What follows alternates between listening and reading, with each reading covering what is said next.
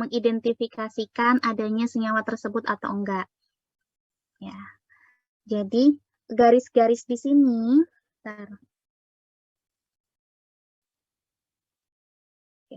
garis-garis ini, puncak naik turun ini nih baru akan terbentuk di setiap senyawa itu beda-beda, Mbak. Enggak gini semua bentuknya. Tergantung si senyawa apa yang mau diperiksa. Ya. Nah, kalau misalnya senyawanya seperti ini, berarti yang harus digarisbawahin, jadi ada beberapa aturan-aturan umum yang biasanya kalian gunakan. Nanti tuh ada tabelnya ya. Kalian cari aja tabel serapan. Tabel serapan pada FTIR. Ya, sebagai contoh misalnya, adanya serapan di daerah 3.300 sampai dengan 3.600 itu menandakan adanya gugus OH.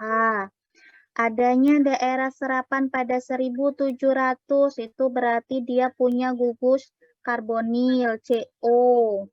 Kalau ada serapan pada daerah 2.900-an, itu adanya serapan pada C. Kalau ada serapan di daerah 1.200-an, itu ada CO. Dan seterusnya. Itu ada tabelnya. Nah, sekarang kan yang mau diidentifikasi ini produknya kan ya. Produk ini adalah produk si AH. Berarti nanti kristalnya si AH, produk yang kamu dapatkan ini dimasukkan ke dalam alat FTIR yang kemudian nanti keluar spektrumnya. Setelah ada kalian dapatkan spektrumnya, lihat nih, apakah ada serapan pada daerah 3.300 sampai dengan 3.600. Oh, ternyata ada nih.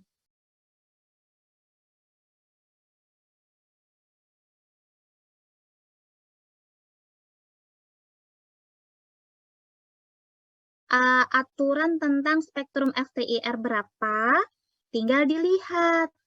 Nanti biasanya kemarin itu soal OSCE itu juga keluar gitu. Apakah betul kalau spektrum ini nih untuk obat ini?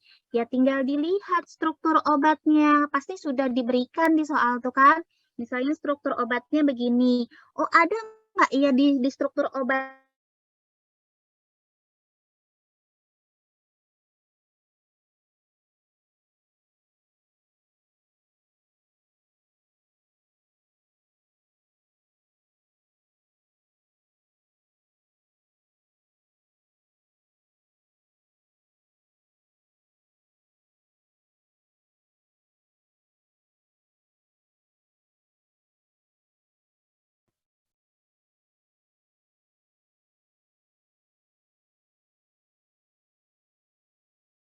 Halo, saya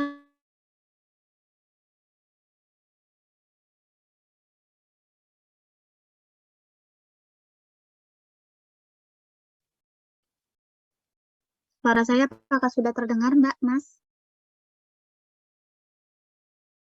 Terdengar Ibu. Halo. Terdengar Ibu.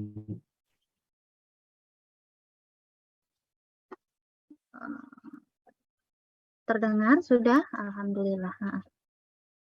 Dengar ya. Tadi saya baru terlempar ternyata.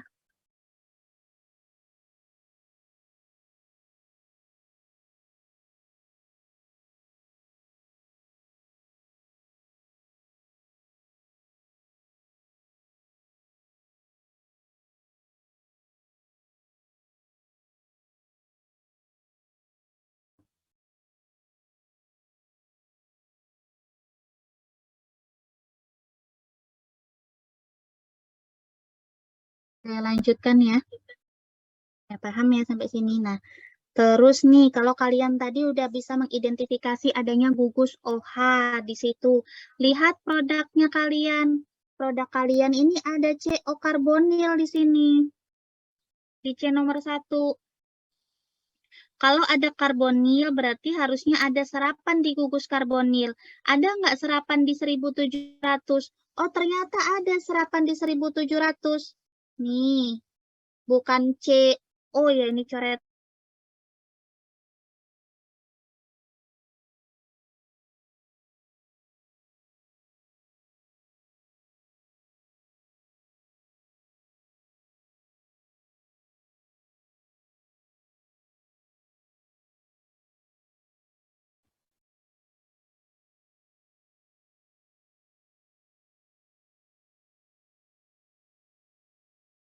Halo? Halo, halo. Ada suaranya? Ada itu, Bu. Ya, saya terlempar terus nih dari tadi. Nggak tahu nih sinyal di rumah lagi bermasalah sepertinya nih ya. Oke, ini jadi yang tertulis di layar ini harusnya bukan CO ya, tapi C rangkap 2O, karbonil artinya. Ya. Lagi setelahnya, apakah ada ikatan antara CO? Kenapa harus ada CO? Ini kan nomor 2 ini kan C kan Mbak ya. C-nya itu terikat di O. Jadi OH itu terikat di C, maksudnya gitu kan. Jadi kalau dia ada ikatan antara C, O, baru O-nya kan terikat di H. Sorry, biar cukup nih. Nyoretnya nggak di sini. Misalnya ini tadi C terikat O, baru OH-nya terikat di O gitu kan. Kalau COH kan, ini C nomor 2 ya, maksudnya saya tuliskan gini ya. Tuh kan. Nah, kalau misalnya ada ikatan CO ini, ada nggak dia terbentuk? Oh, ternyata ada di 1000 berapa nih? 1276 tepatnya. Ya, berarti ada nih ikatan antara CO-nya gitu ya. Jadi FTIR itu tuh segampang itu. Untuk awal nih kalian nggak mungkin hafal kan ya. Saya juga sebenarnya udah secara rinci sudah lupa. Tapi gugus-gugus yang krusial aja yang misalnya dihafal. Oh, kalau misalnya OH ada serapan di 3300, 1700 dan sebagainya. Kalian tinggal lihat produk kalian apa, ada gugus fungsi apa, dilihat ada serapannya apa enggak di daerah itu. Itu kalau untuk FTIR. Ada yang masih bingung?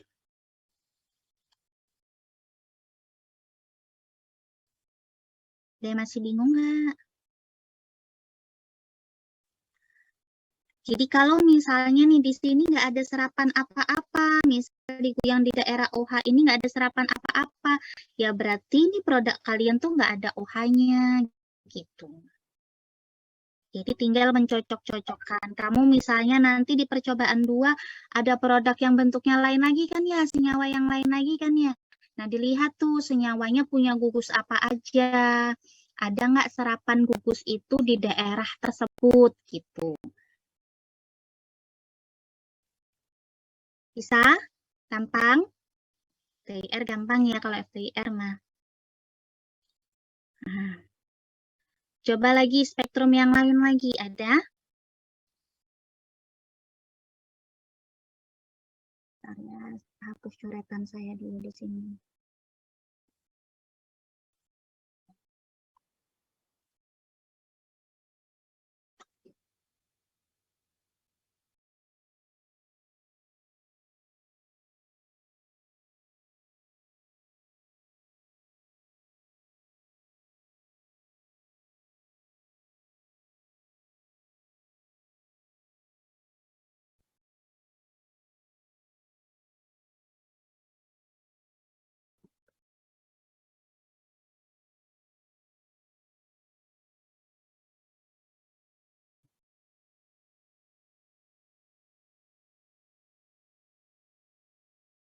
Nah, kalau untuk spektrum massa, kamu kan tadi dapat senyawa AH, strukturnya tahu ya. Nah, kamu bisa hitung MR-nya berapa, berat molekulnya berapa. Ya, jadi spektrum massa itu untuk menghitung menghitung berat molekul dari sebuah senyawa, sama atau enggak. MR itu artinya berat molekul ya, berat molekul relatif. Nah, jadi kalau misalnya nih MR yang kamu dapatkan dari AH dari tadi kamu beri perhitungan, saya tanya di awal udah paham kan ya gimana caranya menghitung si MR. Nah, sama enggak dengan hasil yang didapatkan? Kalau sama, oh berarti bisa diduga nih bahwa senyawa yang didapatkan itu memang betul si AH. Ya. Dihitung-hitung sekian-sekian, ternyata hasilnya segitu. Oh iya, sama nih gitu kan. Jadi nanti tinggal dihitung sendiri gimana caranya menghitung si berat molekulnya ya. Lanjut, di spektrum yang lain.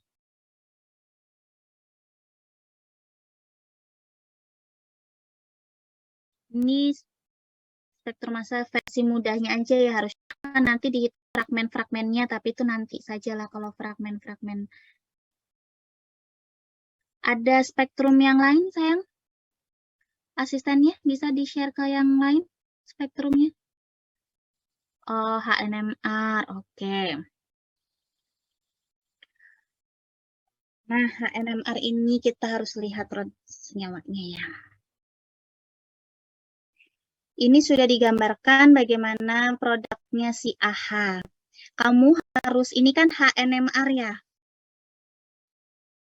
HNMR berarti yang mau kita identifikasi itu adalah proton. Proton dari si produknya. Ada berapa proton yang ada di dalam si senyawamu? Kita harus lihat dulu ada berapa proton di sini, kelompok proton. Ini kan kalau misalnya kita tulis ada H-nya, ini CH3. Di sini apa bentuknya nih? CH3, terus CH2, CH aja ya itu ya. Bukan CH3.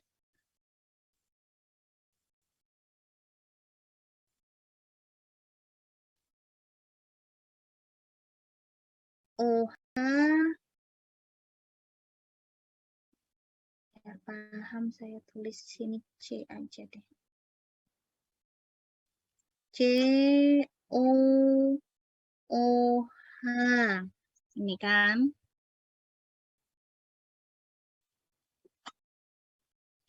Sekarang ada berapa proton di sini?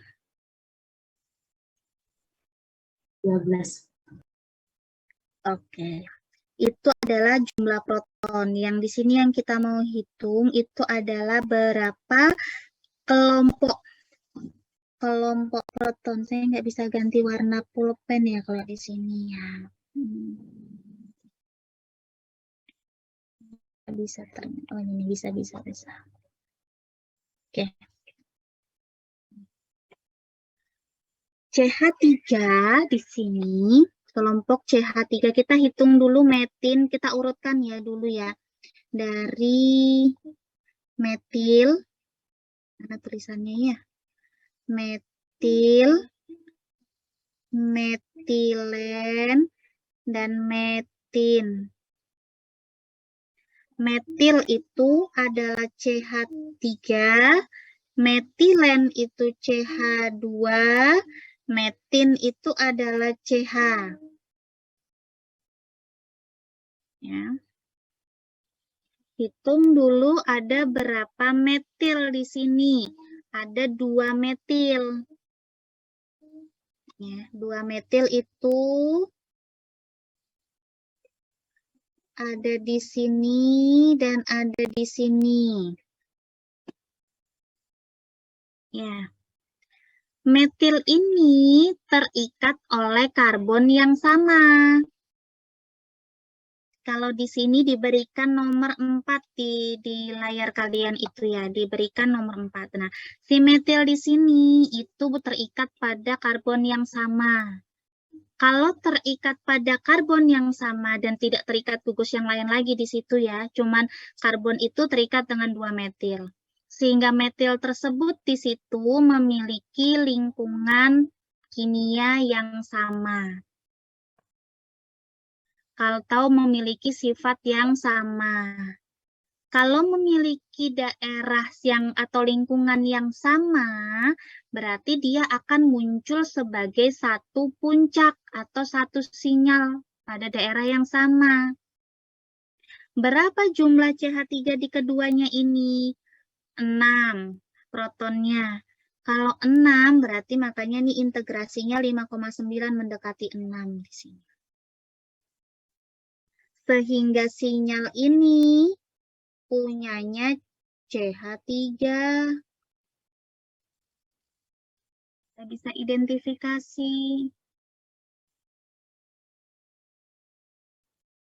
Nah.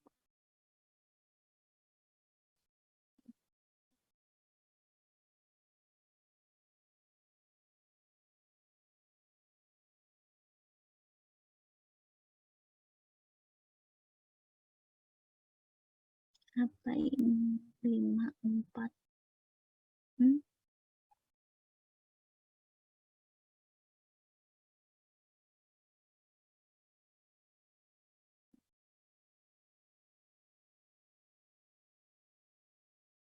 Sampai sini paham?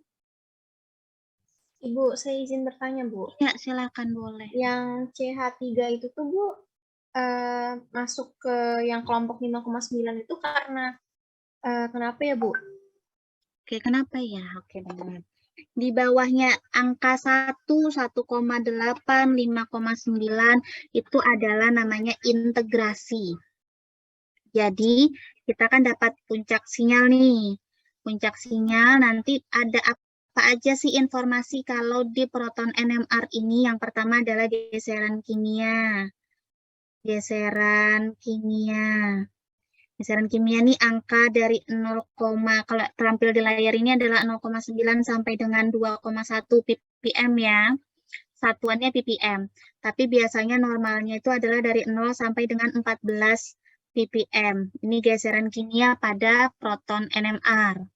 Informasi kedua itu adalah integrasi. Integrasi itu menandakan banyaknya proton. Banyaknya proton pada sinyal tersebut. Jadi di dalam sinyal tersebut ada berapa protonnya. Gitu, bahasa gampangnya gitu. Itu adalah integrasi. Nah, setelah dari integrasi, informasi berikutnya yang didapat itu adalah kopling atau konstanta koplingnya.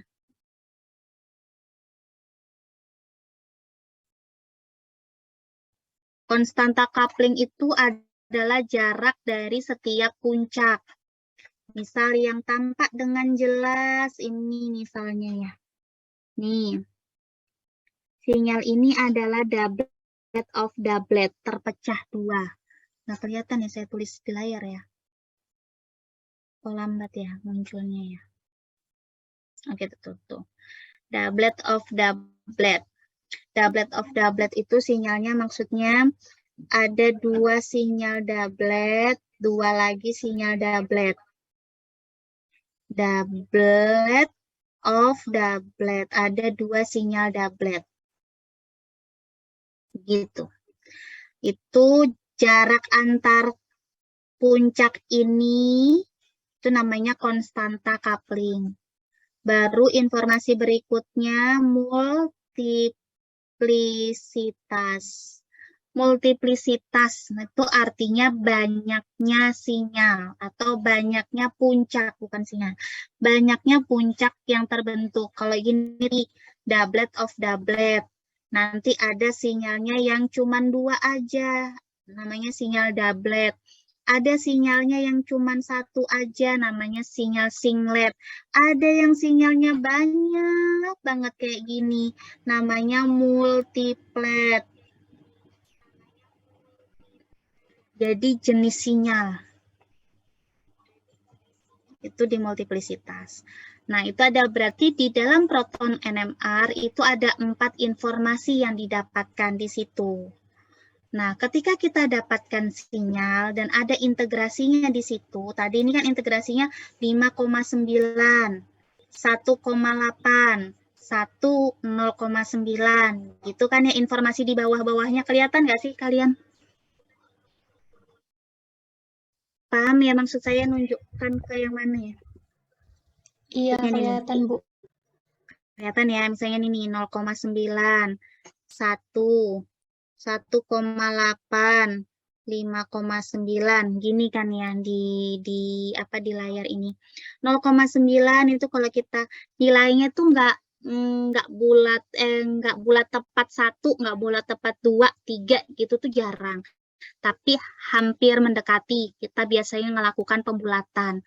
Kalau 0,9 kan sudah mendekatin 1 tuh ya, kita berarti bulatkan 1. Berarti di sinyal pada daerah 4,15 ini ada 1 proton di situ. Kalau 1 pas, ini berarti juga 1 kan ya. 1,8 berarti itu ada 2. Ya. Ada 2 protonnya di situ. 5,9 berarti ada 6. Itu integrasinya.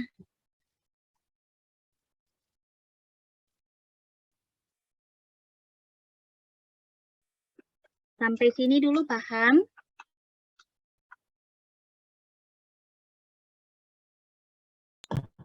Izin bertanya, Bu. Iya, boleh. Jadi yang konstanta kopling itu yang angka biru-biru di atasnya itu apa, Bu? Iya. Konstanta coupling itu nanti angka yang biru-biru di atas ini nih dikurangin jaraknya, Nak. Jadi misalnya biru pertama, ini saya tulis angkanya aja ya. Misalnya 1, 2, 3, 4. Di biru-biru di atas ini, ya kan ya. Nah, konstanta coupling itu selisihnya 1 dikurang 2. Angka yang 4,196 dikurang 4,1391. Itu jarak pertama, coupling pertama. Coupling kedua, angka 1 dikurang 3. Ini namanya 1 kurang 2 itu namanya coupling kecil. 1,3 namanya coupling besar.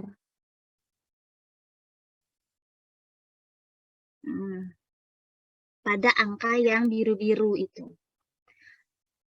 Terus kalau banyak itu gimana? Misal nih yang di 1,90 nih. Banyak banget angka biru-birunya kan? Kalau banyak banget angka biru-birunya itu nggak usah dihitung. Cukup langsung tulis multiplet. Jaraknya berarti udah nggak bisa terhitung banyak sekali. Nggak perlu ditulis konstanta couplingnya berapa. Konstanta coupling di sini tuh lambangnya J. Nih J nih. J1, J2 maksudnya adalah konstanta coupling kecil, konstanta coupling besar. DD itu maksudnya apa? DD itu maksudnya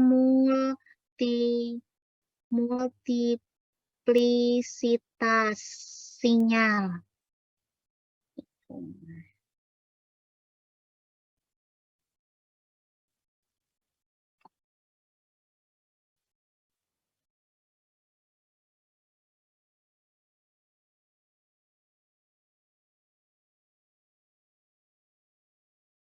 Sampai sini paham dulu?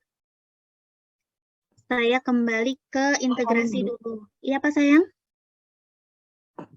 Iya, sudah Ibu, paham. Terima Nah, kasih, Bu. iya, ini saya kembali ke integrasi dulu ya tadi ya. Integrasi tadi kan menandakan banyaknya proton nih. Kamu tinggal lihat nih, ada 6 di situ integrasinya. Mana yang jumlahnya 6?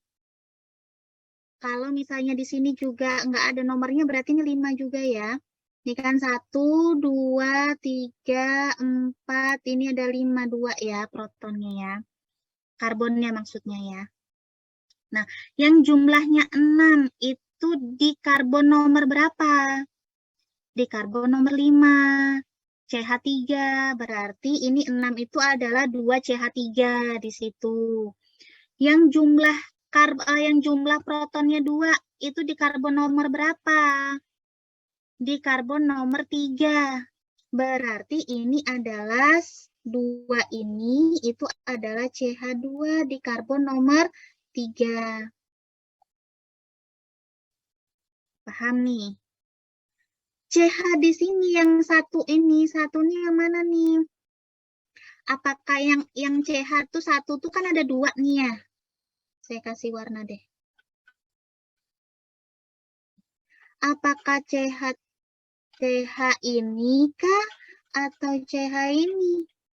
Karena dua-duanya sama-sama satu. Ya kan? Ini kan yang satu ada 2 nih. Ini 1, ini juga 1. Kita punya satunya lagi juga 2.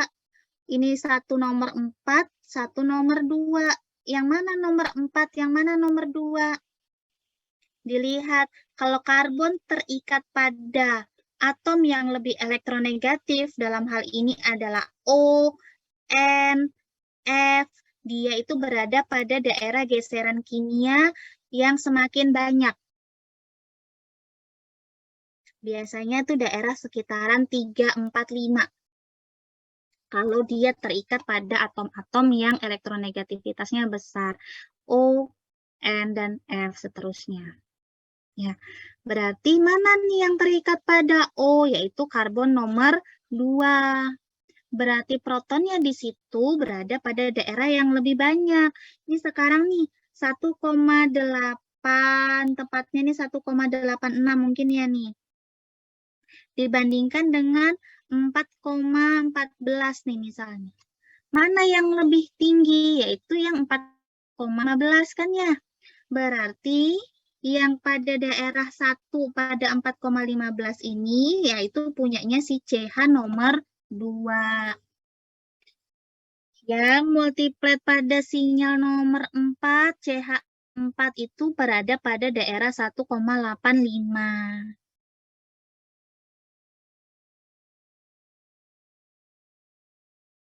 Berarti ada 4 macam proton di situ, yaitu proton CH3, ada proton CH, ada 2 proton CH-nya. Kenapa CH itu nggak dijadikan satu sinyal seperti si CH3? Kan tadi CH3 ini ada 2 CH3 ya. Kita jadikan satu sinyal nih, sama-sama nih, di dalam satu tempat nih. Kenapa yang sinyal CH2 itu tidak berada di satu tempat? Karena dia punya lingkungan yang beda. Maksudnya lingkungan beda itu adalah pada CH yang nomor 4, dia terikat CH3, sementara CH yang nomor 2, dia terikat OH. Beda. Andai kata nih, misalnya nih ya, andai kata si CH di nomor 2 itu juga terikat CH3, itu bisa muncul di dalam satu sinyal yang sama pada daerah yang sama. Misal semua CH terikatnya. Ya akan muncul di daerah yang sama. Tapi karena ini gugus yang terikatnya adalah gugus yang berbeda, berarti dia akan muncul di daerah yang beda.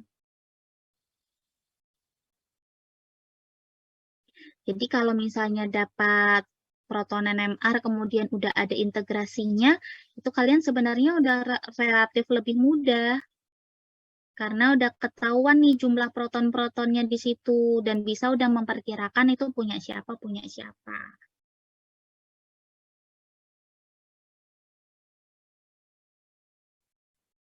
Nah, kalau misalnya saya mau tahu multiplisitasnya gimana. Sebelum multiplisitas nih, untuk integrasi ini udah paham?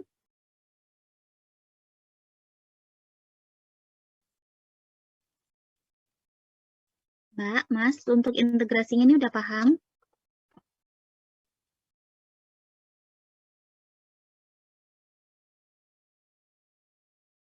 Sebelum saya hapus.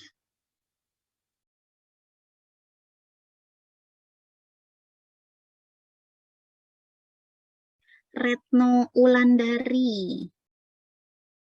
Apakah sudah paham, Mbak? Iya, Ibu, sudah. Sudah, yang lainnya sudah ya, bisa.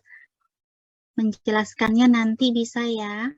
Saya nanti nggak mau random sampling ambil pembahasan ternyata salah.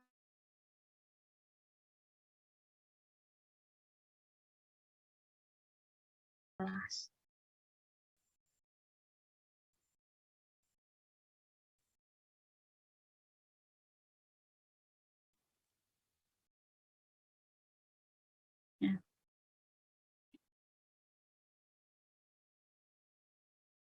Kemudian di sini juga ada yang salah sebenarnya ya. Ini bukan nomor 4, Mas, Mbak. Sudah.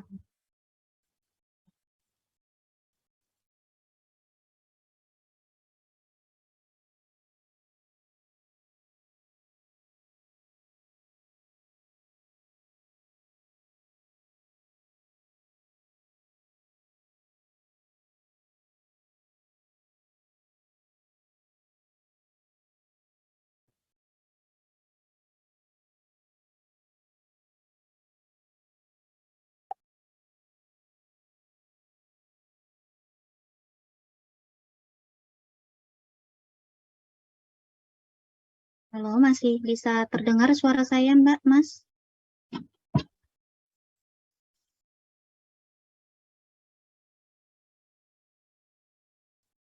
Ya. Tolong nanti diperbaiki ya. Ini bukan nomor 4 dan nomor 5, tapi sama-sama CH3 pada nomor 5. Nah, sekarang ketika integrasinya sudah paham, coba saya mau jelaskan tentang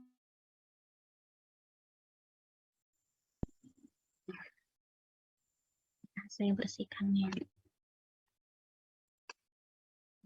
Multiplisitas tadi kan kalau proton NMR itu ada 4 informasi kan ya didapat. Yang pertama adalah geseran kimia. Geseran kimia berada di geseran kimia mana? Ya kan? Kedua adalah integrasi. Integrasi adalah banyaknya proton. Yang ketiga adalah tadi saya terbalik, ini multiplisitas duluan yang kita mau bahas ya. Nah, multiplisitas itu adalah banyaknya sinyal yang terbentuk atau pecahan sinyal. Salah. Multiplisitas. Bentar ya.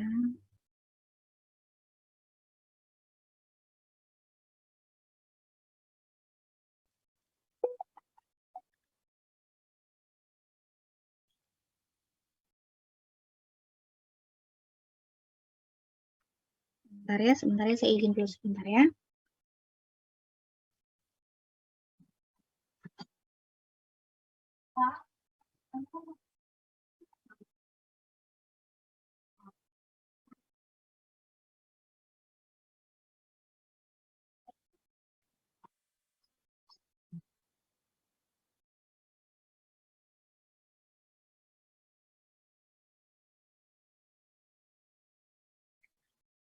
Oke, saya kembali lagi nih. Saya ulangin ya, multiplisitas. Kalau misalnya ini sudah kesorean, saya cukupkan sampai di proton NMR aja dulu ya. Nanti tinggal CNMR-nya kalian baca sendiri karena udah tinggal satu lagi kan ya. Nah, multiplisitas itu adalah pecahan sinyal. Pecahan sinyal itu dilihat dari jumlah, di mana nulisnya nih? Pecahan sinyal itu dilihat dari N plus 1. N itu adalah jumlah proton tetangga.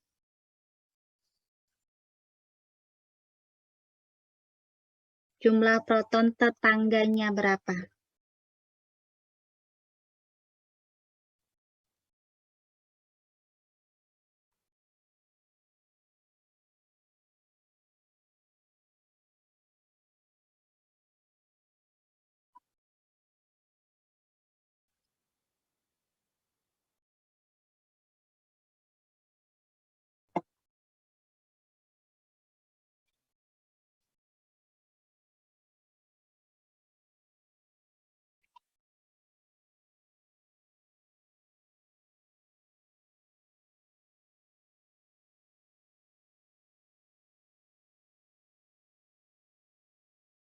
Ini adalah rumus yang paling gampang. Kalian tinggal lihat jumlah proton tetangga. Cuman ini untuk cara yang simpel ini, N plus 1 jumlah proton tetangga terkadang tidak semuanya tepat. Sehingga biasanya orang menggunakan pohon pecahan. Pohon pecahan itu saya berikan contoh nih. Kalau sinyal pecahan tadi saya berikan contoh dulu nih. Sinyal, untuk menghitung sinyalnya ya. Pecahan sinyalnya itu tadi mana nih? Tadi saya berikan contohnya sebelum saya hapus. Pecahan sinyal. N plus 1. Untuk soal nomor karbon nomor 5. Karbon nomor 5 itu adalah CH3. Tetangganya tuh siapa? Di sini kalau misalnya kalian pahami. Tetangga, jumlah proton tetangga. Tetangganya siapa di sini kalau kita mau bahas tentang karbon nomor 5?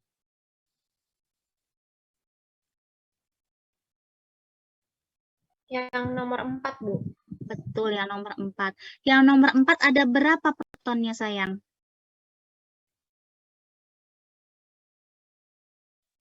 2, Bu. Yang nomor 4 ada berapa proton, sayang? 1, Bu. 1. Tahu ya, 1 dari mana ya?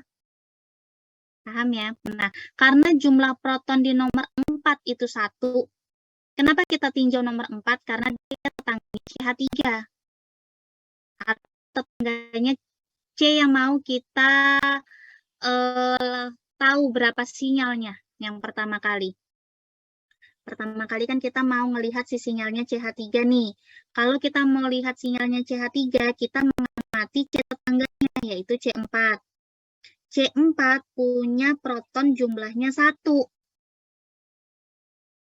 Ya. Kalau dia punya proton jumlahnya 1, tambahkan 1. Berarti pecahan sinyalnya menjadi 2. Berarti bentuk sinyalnya adalah 2. Gimana bentuk sinyal 2 itu? Sinyalnya 2 bentuknya. Namanya doublet.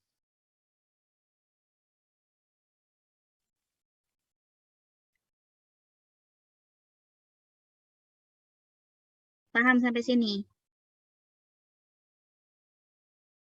Kalau CH5, CH3 yang kedua, yang nomor 5 yang di bawah. Ini saya hapus biar kalian tahu, saya pindahkan dekat senyawanya. Berarti tadi di sini doublet. Doublet.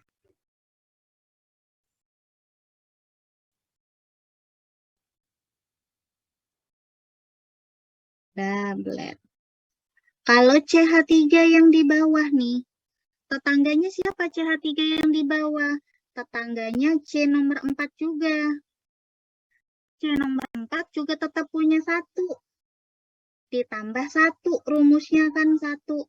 Sama dengan 2. Berarti sinyal si CH3 yang di bawah pun itu sinyalnya doublet. Makanya di sini ada 2 sinyal yang saling berhimpit. Ini kalau misalnya kalian lihat ini sinyalnya doublet yang saling berhimpit. 2 sinyal doublet. Doublet pertama, sebentar. Doublet pertama, doublet kedua.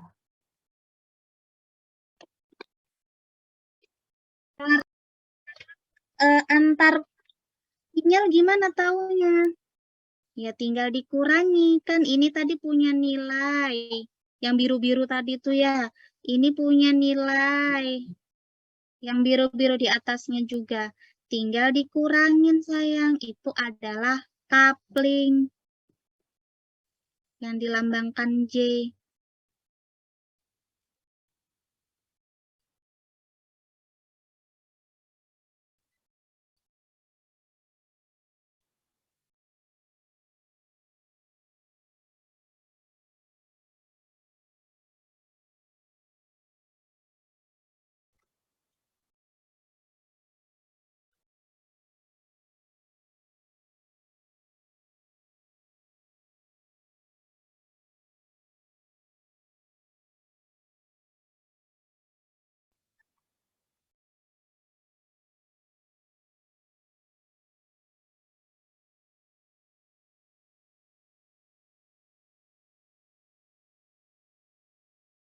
Sampai sini paham?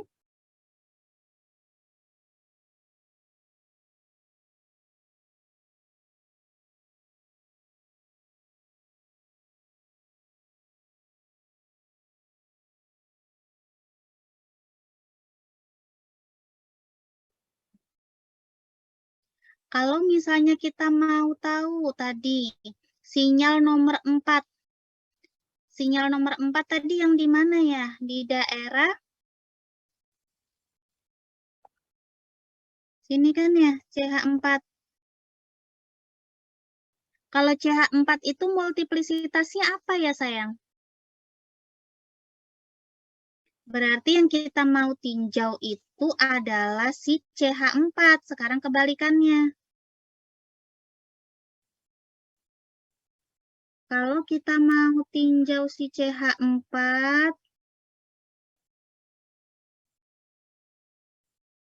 berarti yang kita tinjau ini adalah CH4 di sini. CH4, maaf.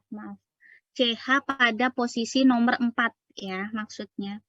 Kalau kita mau tinjau sekarang karbon pada nomor 4 nih, protonnya, lihat tetangganya siapa aja di nomor 4 itu. Lihat di sini tetangganya. Tetangganya si C nomor 4 itu adalah CH3, CH3 yang di bawah, dan CH2 yang di nomor 3. Berapa jumlahnya? 3 tambah 3 tambah di CH nomor 3 itu ada berapa protonnya, sayang? 2, Bu. Betul, 2 tambah 1. 1 dari mana 1? 1 rumusnya. Ya, berarti ada berapa itu? 6, 7, 8, 9 pecahan. Atau kalau sudah lebih dari 5 itu disebut sebagai multiplet, banyak sinyalnya.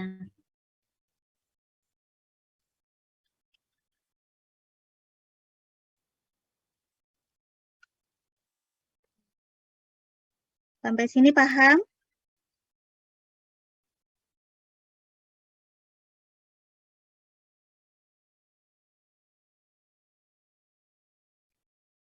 Ibu, Ya, berarti Bu, protonnya ini kan kayak contohnya tadi tuh yang CH3, CH3. Nah, berarti itu kan CH3 tuh protonnya 3, sedangkan CH2 tuh protonnya 2 gitu ya, Bu? iya betul. Oh, baik Ibu. Terima kasih.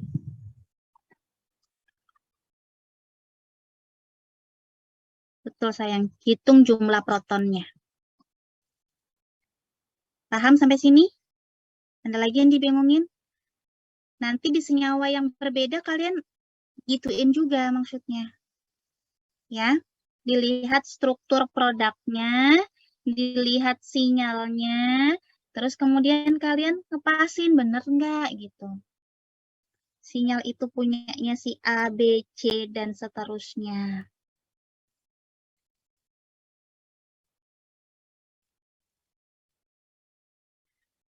Lihat lagi yang C nomor 3. Kalau misalnya kalian mau hitung C nomor 3 gitu juga. Tetangganya siapa? Berarti tetangganya adalah C4 ya kan ya. C2 tetangganya dan juga terimbas oleh si CH3 yang di bawah ya, dia dekat sekali dengan itu. Makanya dia juga jadi multiplet.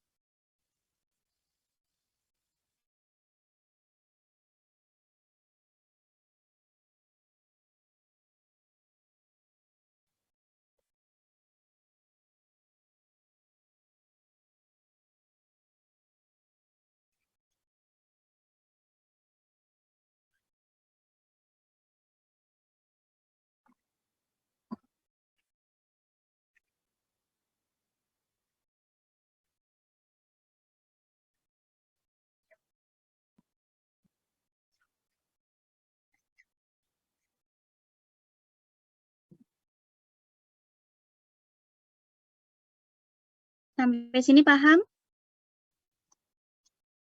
Assalamualaikum, Bu. Iya, silakan.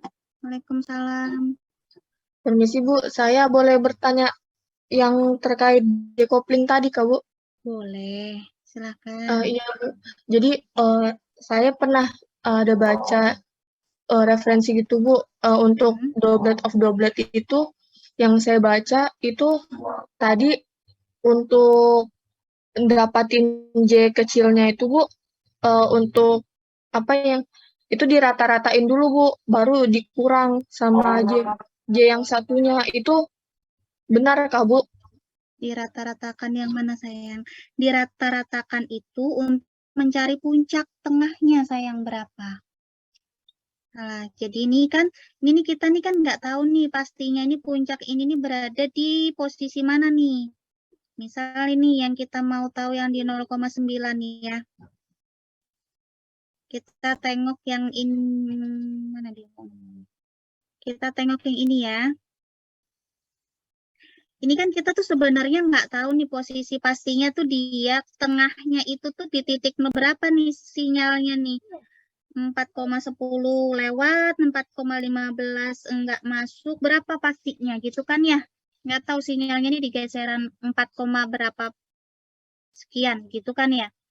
Nah, caranya gimana untuk bisa memastikan puncak tengah sinyal? Caranya adalah ditambahkan dulu semuanya. Ini tadi kamu tambahkan, empat-empatnya ini dibagi berapa dia? Dibagi 4. Karena dia 4.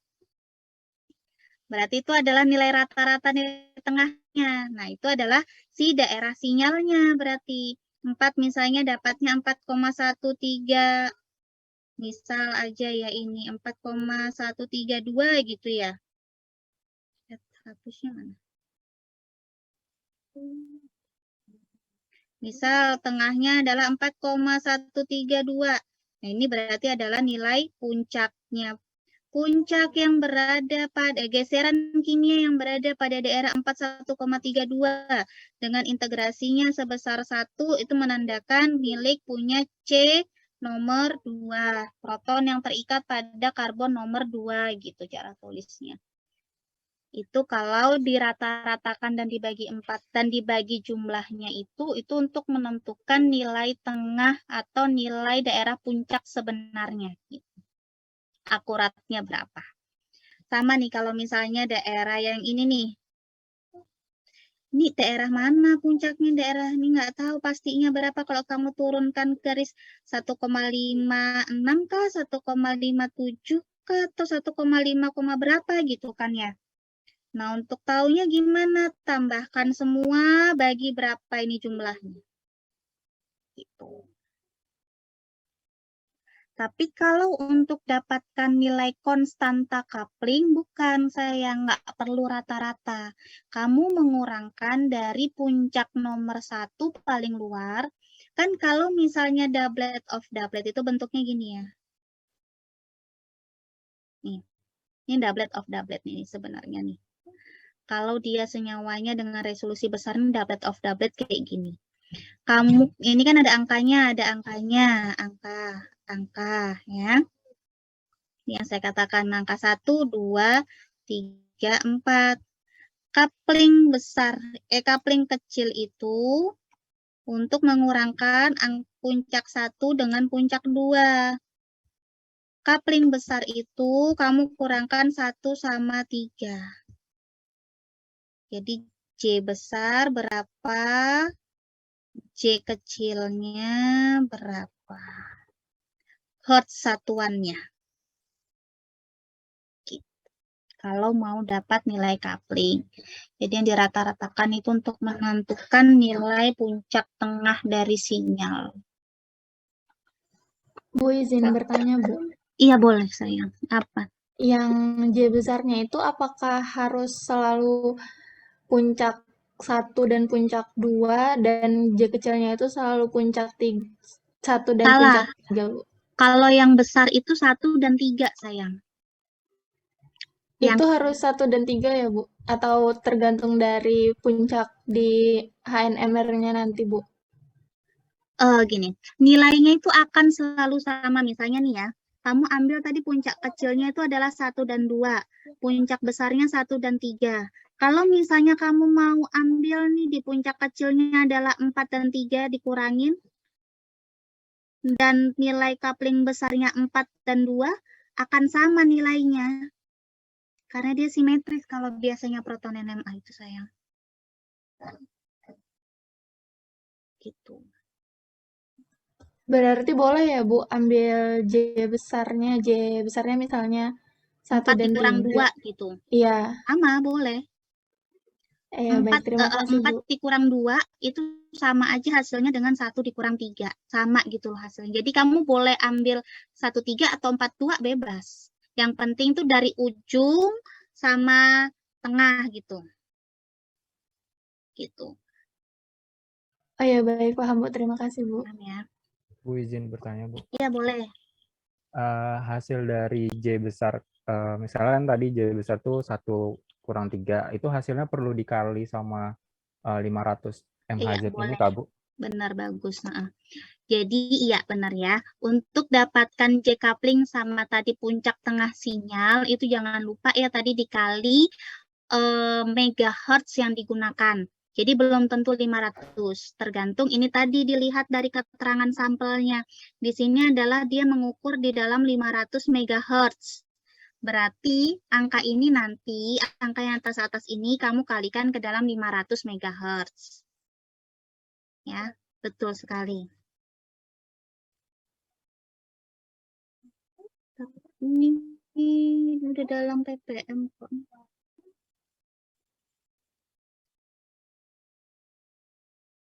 Ada lagi yang ditanyakan, sayang?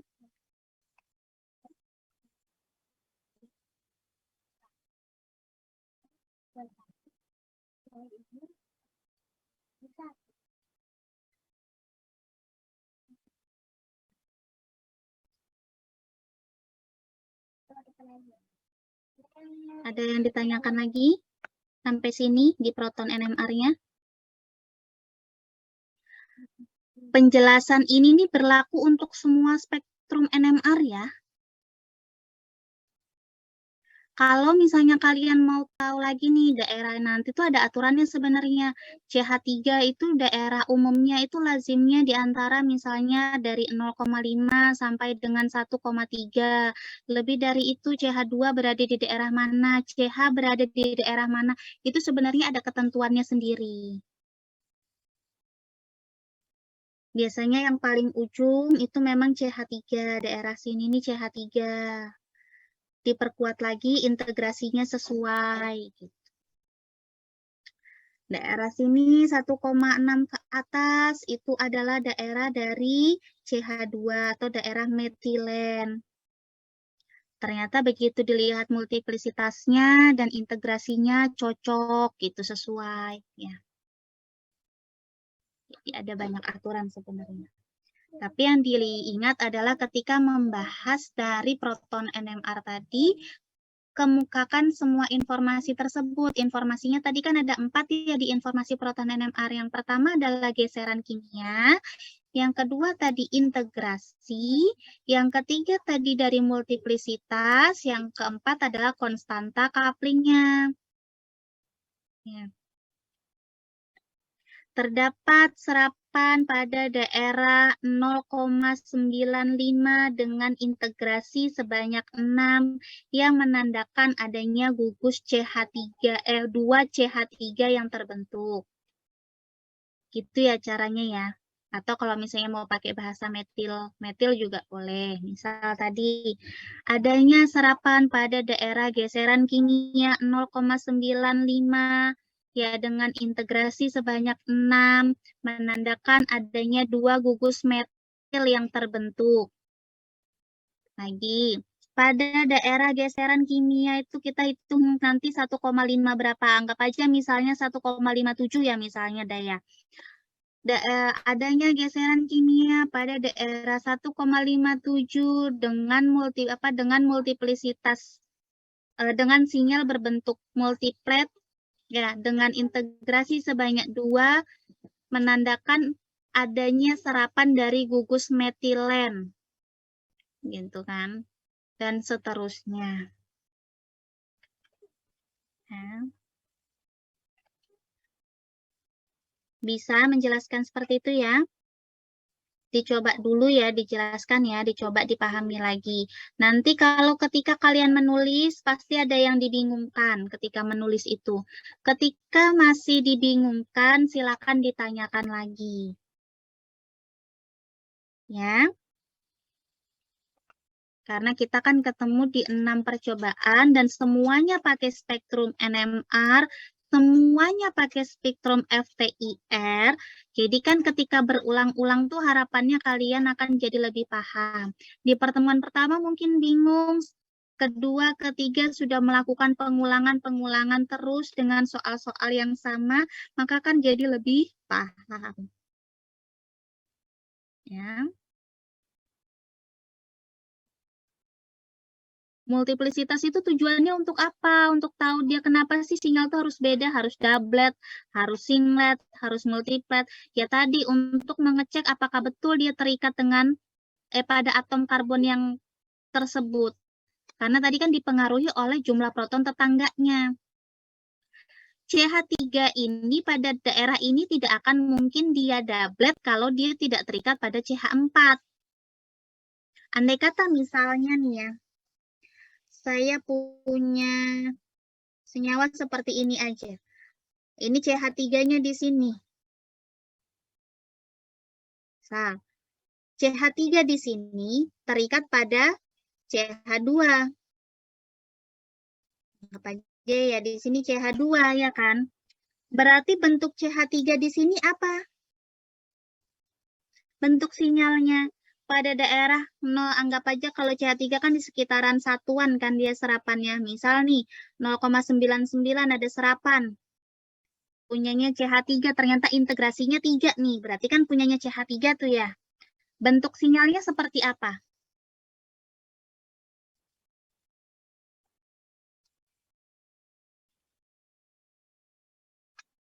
Muhammad Adil ya nih ya. Namanya ya. Iya, Bu. Ya, bentuk sinyalnya seperti apa Muhammad Adil? Kalau saya punya soal yang seperti di bawah ini. Bukan produk yang kalian bentuk sih. Ini anggap aja soalnya seperti ini nih. Kalau saya punya seperti itu, bentuk CH3-nya itu sinyalnya bentuknya seperti apa? Mohon maaf yang mana ya, Bu? Yang saya kotakin saya nggak kelihatan ya. Layar saya nggak ada, Bu. Yang lain ada? Yang di tengah. 0,99 ini, Kak, Bu. Coba nih. Ini yang di bawah nih. Tampak nggak sudah? Iya, nampak, Bu. Tampak ya?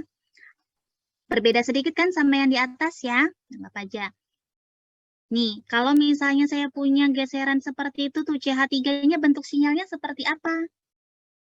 Itu tetangganya itu kan CH2, berarti dia 2 tambah 1, 3. Berarti ada doublet, tapi 3 gelombang gitu, Bu. Oh, bukan, sayang. Betul. Tadi analisisnya udah bener nih ya. Dia tetangganya CH2. Ya kan ya, si CH3 yang di soal di bawah, soal contoh ya, bukan produknya ya, ini soal contoh, itu punya tetangganya CH2. Berarti tambah 1, 3, ya kan ya? Kalau 3, berarti bentuknya seperti apa? Nama sinyalnya triplet. Bentuknya ada 3. Punyanya siapa? Integrasinya 3 misalnya, punyanya si CH3. Itu sayang. Jadi tidak semua CH3 itu bentuknya doublet. Bentuk doublet, singlet, doublet itu tergantung tetangganya. Paham nggak sampai sini? Kita lagi nih, saya Bu. punya, ya? Boleh? Berarti, Siapa yang mau Bu, tanya? Ya? Saya, Bu. Berarti kalau Saya tuh yang mana di sini pegang? Yang ini namanya siapa sayang? Kenalkan, nama saya Meisha, Bu. Oh ya Meisha, oke. Apa yang tanya? Bu, saya izin bertanya, Bu. Berarti kalau misalnya kita mau ngelihat nih, Bu, yang nomor 1 yang di atas itu, Bu. Nomor 1 yang di mana, Nak? Yang ini, Bu, yang 5 itunya, Bu. Nah, kalau misalnya 1 kan berarti tetangganya 2, Bu. Mm-mm. Salah Bu. Misalnya saya mau lihat yang nomor 2, berarti kan tetangganya 1 sama 3. Mm-mm. Berarti CH2 yang rangkapnya itu dihitung atau enggak? Enggak sayang, enggak dihitung. Berarti CH2 aja ya Bu? Iya. Oh, baik Ibu, terima kasih ya Bu. Paham ya? Paham Bu. Nah, ya. Misalnya lagi nih, saya mau kasih lihat nih, misal nih CH3-nya gini nih, misalnya ya. Ini biar kelihatan, taruh di mana, sudah penuh nih ya. Apa aja nih, gini dah. Nggak aja nih CH3 nih. CH3 kan selalu di daerah 0,5 sampai dengan 1 kan. Nggak pasti tempatnya, cuma di daerah situ lah ya. Tadi anggap aja nih tadi 0,97 misal tempatnya nih. Integrasinya 3. Kalau bentuknya kayak gini, bentuk sinyalnya gimana ya dianya? Singlet kah, doublet kah, triplet kah, atau multiplet kah gitu. Gimana ya bentuk sinyalnya ya?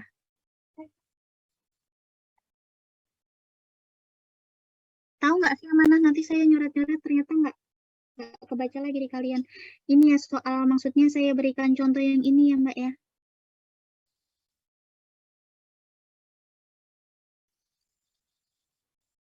Bukan benzen yaitu ya sayang, itu sikloheksena yang CH3-nya. Saya kasih kotak warna hijau dan nih. Kotak hijau.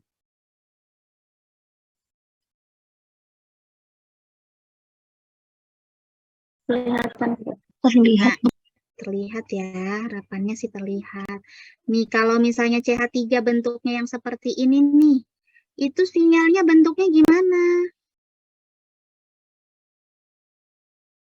Dilihat tetangganya juga ya.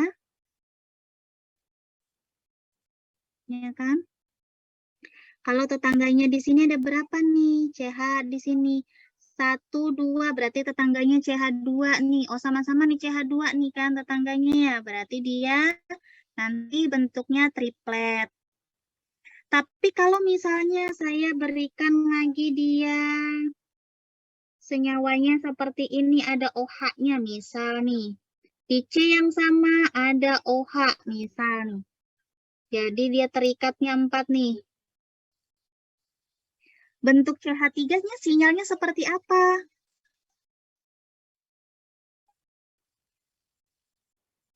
Nih. Bentuk CH3-nya terikatnya nih ada di C yang warna biru nih, C warna biru. Mana nih C warna biru? Bentuk sinyalnya gimana? Daerahnya misalnya pada 0,93, integrasinya 3. Oh iya, itu berarti punyanya metil ya. Bentuk sinyalnya seperti apa? Tetangganya punya proton berapa? C yang biru itu.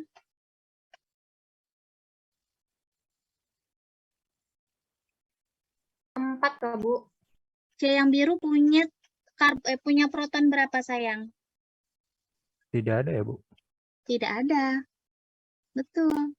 Tidak ada protonnya. Kenapa nggak ada protonnya? Tahu ya, karena udah tangannya 4 kan? Iya, Bu. Paham nggak maksudnya yang mana? Paham ya, Nak ya? Kita susah kalau nggak ketemu langsung. Paham ya yang gambar yang saya maksud yang mana ya? Paham ya? Nah, yang C tetangganya yang biru itu kan nggak ada protonnya nih. Berarti kalau nggak ada protonnya kan jumlah N-nya 0 kan? Yang di rumus awalnya pecahan sinyal sama dengan N tambah 1. Nah, N-nya tuh 0. Karena kenapa? Karena jumlah tetangganya nggak ada, jumlah protonnya. Nah, 0 ditambah 1 berarti berapa? Sama dengan 1. Makanya CH3 di sini bentuknya apa? Bentuknya singlet.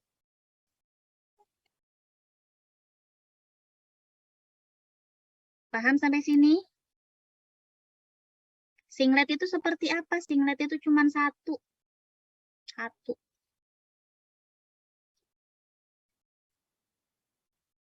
Ya.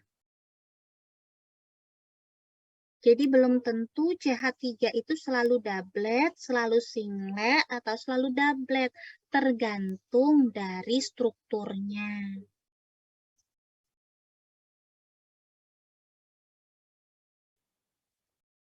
Bisa?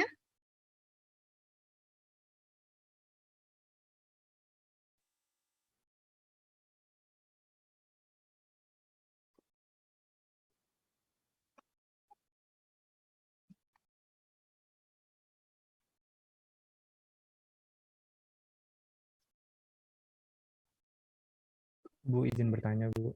Iya, silakan. Kalau pembacaan tetangganya itu biasanya cuman kanan kirinya aja sampai satu kali langkah aja kah, Bu, atau beberapa langkah lagi ke kanan atau kiri, Bu? Oke, bagus. Umumnya itu hanya kanan kirinya aja. Namun ada juga yang akibat terdampak dari pemakaian ruang, sehingga akan mengakibatkan namanya coupling jarak jauh.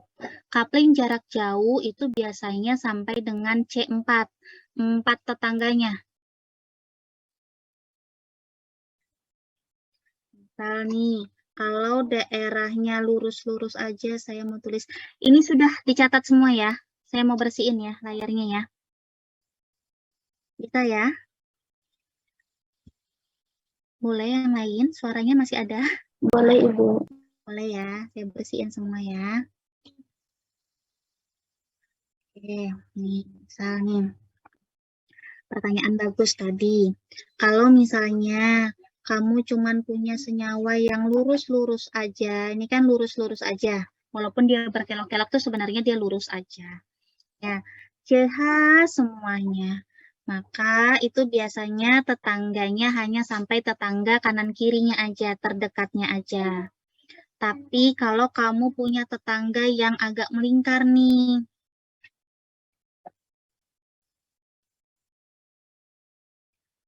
si C di sini bisa dipengaruhi pula oleh C yang di sini.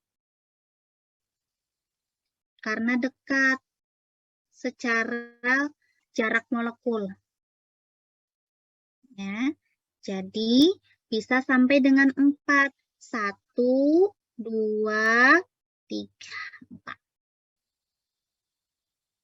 Jaraknya antara C1 sampai dengan C4.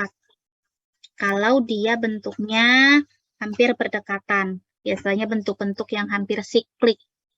Tapi kalau lurus aja, ya biasanya hanya tetangga kanan kirinya.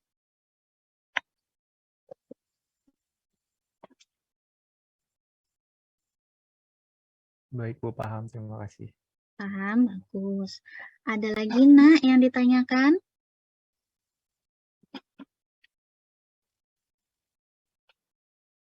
Berarti sudah tahu ya gimana cara bacanya FTIR, gimana caranya baca massa, gimana caranya baca proton NMR. Udah ya. Untuk struktur molekul yang lain-lain, untuk semua percobaan nanti caranya sama. Tinggal dilihat bentuknya. Sesuai enggak dia spektrumnya seperti itu dan lain-lain. Bahan alam pun nanti hasil isolasi pun begini. Cara bacanya sama semuanya. Ya. Hanya tinggal kalian bernalar saja strukturnya tuh gimana. Sebelah mana tetangganya berapa. Ada punya proton enggak, jumlah protonnya berapa, tinggal tambahkan 1, selesai. Ya.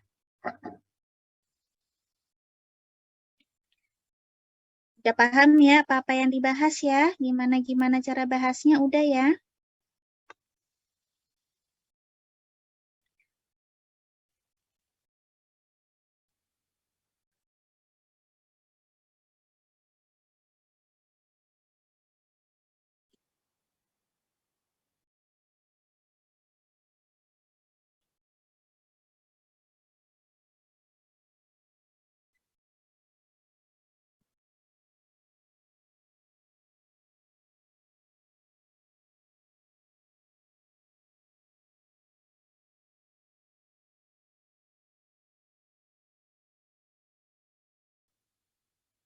Ada lagi spektrumnya? Habis? Masih ada 2 lagi, Bu. CNMR sama CDEP, Bu. Oh, sepintas lah ya, sepintas aja lagi ya. Satu-satu sepintas aja ya, biar karena ini udah kesorean ya, kita mulainya jam 1 sampai jam 4, lumayan ya, 4 jam ya. Adalah satu kali lagi nih ya, nih. Sekilas aja ya Mbak, Mas ya, ntar kalau kurang paham di percobaan-percobaan berikutnya ya. Oke, kita punya ada berapa? Ini hampir salah. Di struktur ini kita punya ada berapa karbon? Namanya kan CNMR ya.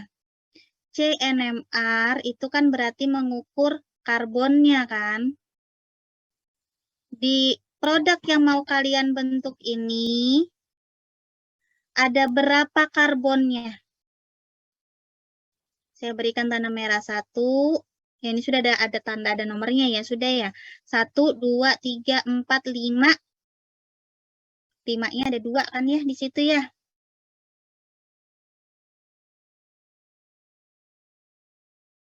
Boleh diberikan nomor walaupun sama sebenarnya. Dia selalu daerah yang berimpitan itu. Ya. Jadi ada 6 sinyal. 6 sinyal dengan nomor 5-nya itu sama dua-duanya yang saling berimpit. Artinya dia punya daerah yang sama. Ya. Cocok kan, ada 6 kan? 1, 2, 3, 4, 5, ini 6. Nah gitu bedanya. Dan 6. Nah, untuk tahu mana, tinggal dihitung. Karbon yang terikat dengan gugus karbonil berada pada daerah 1800-an di atas sampai dengan 2000. Tergantung dia karbonil apa, karbonil ajak, keton, aldehid, atau asam karboksilatnya. Ya. CH3 atau metil itu berada pada daerah 20 ppm. Nah. Terus kemudian ini nomor 3 CH2, ini CH dan CH. Ada aturannya, tinggal di kalian baca. Nah, untuk tahu CDEP-nya yang mana? Coba dibuka. Kamu kalau struktur seperti ini kan kita tahu nih. Yang gampang dikenalin itu awalnya biasanya kan ini C karbonil ya. C karbonil pada karboksilat. Nah, kita tahu daerah sini itu punyanya gugus metil. Ya, gugus metil pada daerah kurang dari 20 ppm. Yang dibingungkan adalah nomor 2 dan nomor 3 nih punyanya siapa? Itu kan ya. Sementara kita punya ini nomor 2 ini adalah CH, yang nomor 3 itu adalah CH3. CH3. Apa yang di nomor 3 ini? CH2. Ya kan? Nah, untuk lebih memudahkan lagi, dilihat lagi ada namanya CDEP-nya. Coba dikasih CDEP-nya gimana? Ada CDEP-nya? Oke. Nah, di CDEP-nya, kita bersihin dulu biar gampang nih. Ada sinyal yang ke bawah. Kok ini sinyalnya nggak jadi 6 ya? Sinyalnya jadinya berapa ini? 1, 2, 3, ini 3, 4. Ya kan? 1, 2, 3, 4, 5 ya. Oke, 1, 2, 3, 4, 5. Harusnya kan 6 ya? Masih ingat nggak tadi di CNMR-nya sayang? Halo. Masih ada nggak? Masih ya? Sama Mbak. Anda capek mendengarkan, saya capek ngomong. Cuma kok tenang aja, kita berada pada posisi yang sama ini. Dan saya merasa saya ada tanggung jawab untuk bikin kalian paham. Oke. Saya ulangin ya. Oke. Nah, tadi kan kamu dapat informasi bahwa di CNMR-nya itu kan ada 6 puncak. Ya kan? Puncak tadi di daerah 2 puncak yang saling berimpit pada daerah kurang dari 20 tadi punyanya CH3. Ya kan? Satu puncak pada daerah 1800-an ke atas itu punyanya karbonil. Yang kalau di sini adalah asam karboksilatnya. Ya. Terus ada yang kita bingungkan. Ini kita punya gugus CH, ini punya gugus CH, ini punya gugus CH2. Sinyalnya yang mana gitu kan ya, berada di daerah mana? Karena dia dua-duanya tuh berada di daerah yang tengah-tengah. Bingung tengah-tengah ini punya siapa-siapa gitu kan. Nah, itu bisa kalian lihat dari CDEP. Di CDEP ini C kuartener itu apa? C yang tidak ada hanya. Itu tidak akan muncul sinyalnya. Makanya C nomor 1 itu nggak muncul di sini. Kenapa? Karena nggak punya H. C kuartener namanya. Berarti kita tahu sinyal yang tidak tampak di CDEP ini daerah mana tadi di CNMR-nya itu daerah 180-an. Oh, itu adalah punyanya C nomor 1. Udah ketahuan langsung. Karena itu satu di struktur ini adalah satu-satunya yang C kuartener. Ya, kalau informasi di CDEP itu pertama itu C yang tidak muncul adalah C kuartener atau yang tidak ada H-nya. Di dalam soal ini atau di dalam produk yang kamu mau buat ini adalah si C nomor 1. Sinyal yang C ke bawah, ini kan ada yang ke bawah nih. Yang ke bawah pada CDEP itu adalah C namanya kalau itu fase positif atau negatif ya. Yang ke bawah dikatakan sebagai fase negatif atau kalau misalnya gampangnya C yang ke bawah lah, sinyal yang ke bawah lah ya gitu yang ngomongnya. Apa bahasa mudahnya yang kalian bisa ingat ya? Sinyal yang di ke bawah dah ya, sinyal ke bawah atau harusnya itu C fase negatif ya. Sinyal ke bawah itu menandakan miliknya adalah CH2. Ada berapa sinyal C yang ke bawah? Ada 1. Cuman 1 doang di sini nih. Itu sesuai dengan produknya kalian karena juga cuman punya 1 CH2. Andai kata kalian punya CH2 yang banyak, ini jumlah sinyal yang ke bawahnya pun banyak. Paham sampai sini? Berarti sisanya yang ke atas itu adalah punyanya si CH dan CH3. Sementara kita tahu CH3 itu kurang dari 20. Berarti sisanya itu adalah punyanya si CH. Itu cara tentukannya. Bisa? Bisa, Bu. Paham? Paham, Bu. Paham, Bu. Ya, ada yang ditanya?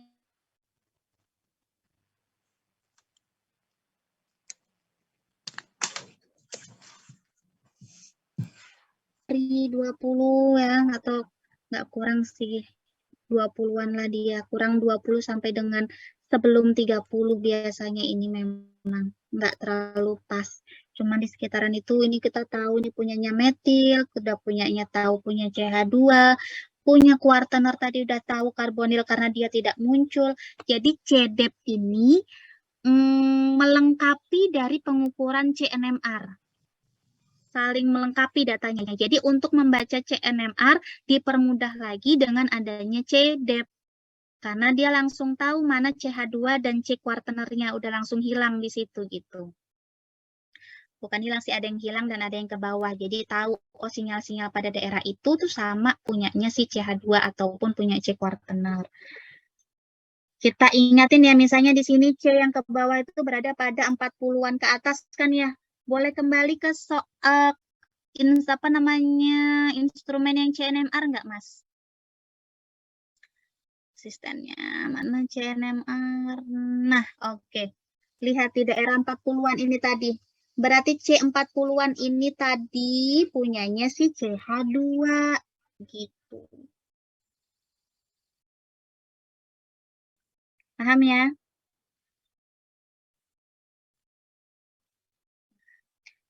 Sinyal ini hilang, berarti kan tadi, oh ini kuartener, berarti karena hilang nggak muncul di CDEP-nya.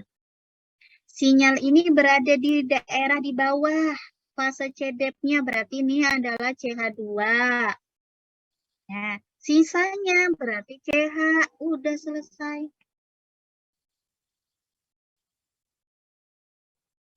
Ibu, ini izin bertanya, Bu. Ini berlaku Iya, Kak, Bu, sayang. untuk semuanya gitu, Bu. Kalau yang ke bawah itu berarti CH2 gitu, Kak, Bu. Iya, berlaku untuk semua tipe senyawa apapun aturan ini. Bisa? Bisa, Bu. Bisa ya. Gampang kan? Kalau misalnya sebenarnya di pelajaran kimia itu, apalagi kimia organik, itu nggak ada yang perlu kalian hafal materinya, tapi perlu dipahami. Sekali paham, itu bisa berlaku untuk semua jenis molekul apapun. Mau model gimana pun, aturannya sama. Gitu. Ya, sama seperti saya tadi menjelaskan tentang mekanisme reaksi, sama semua aturannya. Kalau kalian udah paham prinsipnya, sekali aja kalian paham prinsipnya, itu berlaku untuk ke belakang-belakang-belakangnya sama. Bisa ya? Nah, untuk kelas yang lain ini kan saya nggak sempat menjelaskan mekanisme reaksinya ya. Tolong nanti ditanyakan di kelas B1 ya tadi ya? Yang sudah? Benar nggak sih B1? Benar kan ya? Iya, Ibu. B1 ya. Nah, nanti tolong di-share ya ke teman-teman yang lainnya ya, gimana mekanisme yang benar. Karena saya lihat di laporan sebelum-sebelumnya itu masih banyak yang salah. Apalagi juga beberapa yang kemarin saya dapatkan secara random di laporan sementaranya kalian ya. Itu salah. Jadi tolong nanti dibaikin. Mekanisme reaksi itu prinsipnya dari negatif ke yang positif. Dari muatan negatif ke yang positif, dari yang punya elektron bebas ke yang positif, atau yang cenderung negatif ke yang cenderung positif. Udah prinsipnya tuh itu aja yang dipahami. Kalau ada negatif atau punya elektron bebas menyerang elektron bebas juga itu udah impossible. Ya, udah pasti salah. Jadi tolong dibaikin lagi ya. Mungkin itu saja dulu ya Mbak ya, karena udah sore. Udah asar nih ya.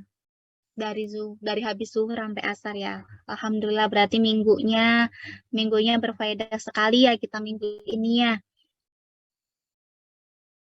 Semoga ilmunya bermanfaat ya Mbak, Mas. Jadi ini dipakai ya sampai ke belakang-belakangnya.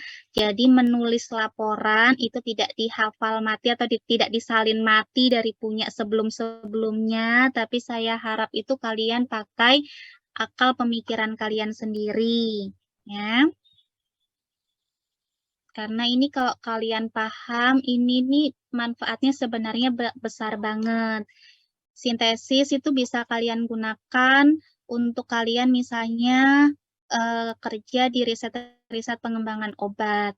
Kalaupun tidak kepada riset-riset pengembangan obat, kalian itu juga akan paham sifat-sifat kimia dan sebagainya dari obat ketika kalian melihat struktur aja udah paham gitu.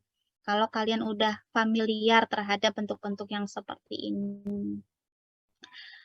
Oke, saya akhiri ya Mbak ya. Semoga ini diingat sampai di percobaan 6 paling enggak ya.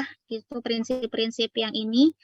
Saya kembalikan ya ke asistennya yang handle pertemuan ini. Saya undur diri ya. Assalamualaikum warahmatullahi wabarakatuh. Waalaikumsalam warahmatullahi Waalaikumsalam warahmatullahi wabarakatuh. Terima kasih banyak, Terima kasih, Bu. Sama, terima kasih kembali.